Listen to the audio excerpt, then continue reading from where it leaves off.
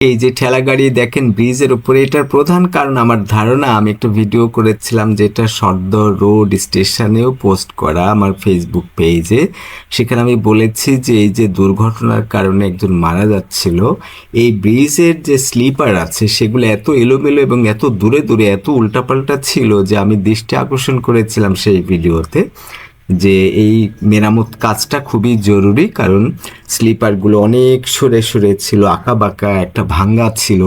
সেটা আশা করি মেরামত করে ফেলেছে, আমি দেখলাম যে খুব সুন্দর করে ফেলেছে। এবং এই যে ঠেলা গাড়ি এসে সেটা পরীক্ষা করে গেল বলে আমি ধারণা করছি।